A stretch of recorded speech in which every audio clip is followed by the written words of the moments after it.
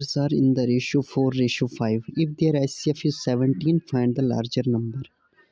देखो जो larger number होगा वो तो हमें यहीं से पता चलेगा कि 4:5 है तो 5 होगा, क्योंकि 4 इंटू समथिंग करेंगे वो 5 इंटू समथिंग से छोटा ही होगा। तो 5 का देख लो आप कौन सा मल्टीपल है, 85, 68, 134, 170। इसमें 85 ही 5 का मल्टीपल है तो 85 आंसर होगा। अब दूसरा तरीका क्या है, जब भी हमारे पास दो नंबर दिए होंगे रेशो में और हमारे पास एचसीएफ दिया होगा और उन दो नंबर्स के बीच में कोई कॉमन नहीं, जैसे 4 और 5 के बीच में क्या 1 ही है और कुछ कॉमन नहीं है, जब ऐसा केस हो तो तब हम क्या करेंगे कि जो नंबर होगा रेशो दिया होगा उसको हम एचसीएफ से मल्टीपल करेंगे। जैसे 17 दिया है तो 4 इंटू 17 और 5 इंटू 17, तो बड़ा नंबर आएगा 17 इंटू 5 आ जाएगा 85।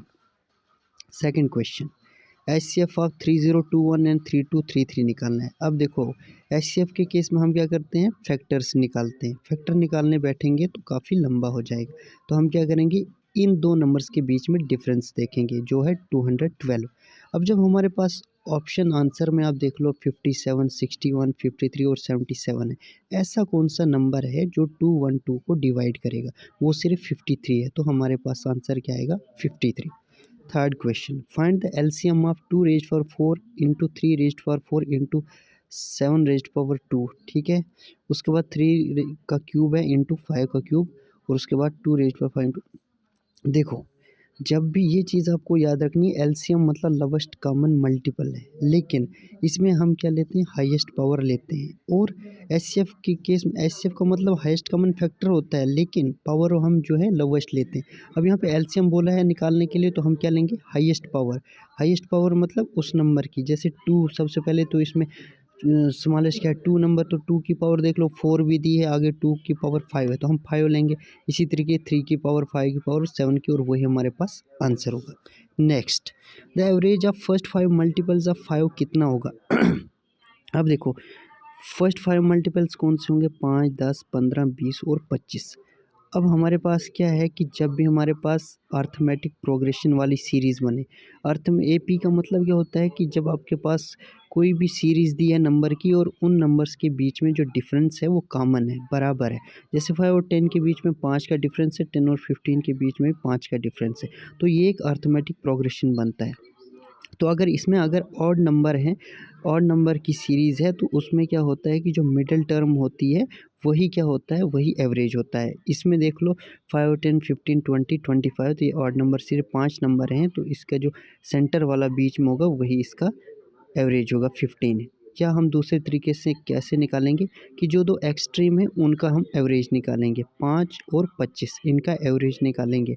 एवरेज क्या होता है, इन दोनों का प्लस डिवाइड बाय जितने ये नंबर, 2 नंबर है, डिवाइड बाय 2, वो भी वही निकलेगा। अगर इवन नंबर ऑफ सीरीज़ होगी, जैसे 1, 2, 3, 4, 5, 6 मैंने 10 तक लिखा है, तो इसमें क्या है, देखो 10 का हाफ कितना होगा, 5 होगा। लेकिन 5 तो आएगा नहीं क्योंकि एग्जैक्ट बराबर में नहीं है, बीच में नहीं है, क्योंकि इवन नंबर सीरीज़, तो फिर हम वो नंबर उसके आगे वाला लेंगे, 5 और 6, और उसका एवरेज 6 + 5 कितना होगा, 11 डिवाइड बाई 2, वो 5.5 आएगा। Next, if 4 men can do a work in 10 days and 3 women can do the same work in 20 days, how many days will they take if they do the work together। तो क्या दिया है, 4 आदमी एक काम को 10 दिन में करेंगे और 3 औरतें उसी काम को, ठीक है, कितने दिनों में करेंगे, 20। अब हमें पता नहीं है कि काम कितना है, ठीक है, अब कितने दिनों में वो काम पूरा होगा। अब देख लो अब काम तो बराबर करेंगे ना, वो मतलब जितना 4 आदमी कर रहे हैं उतनी ही 3 औरतें भी कर रही हैं, ठीक है। अब अलग अलग दिनों में कर रही हैं लेकिन काम बराबर है, तो मतलब 4 इंटू एम मतलब मेल जो है, ठीक है, इंटू हम 10 करेंगे इक्वल टू 3W मतलब 3 औरतें हैं इंटू 20, ठीक है। यहाँ से हमारे पास मैन और वुमेन का रेशो निकल के आएगा 3/2।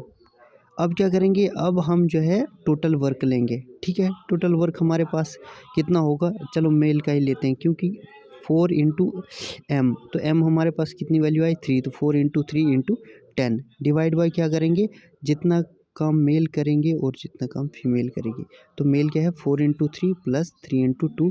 ये आगे जाके हम जब इसको कैंसल आउट करेंगे तो हमारे पास लास्ट पे आएगा 6.67 which is the required answer. Thank you.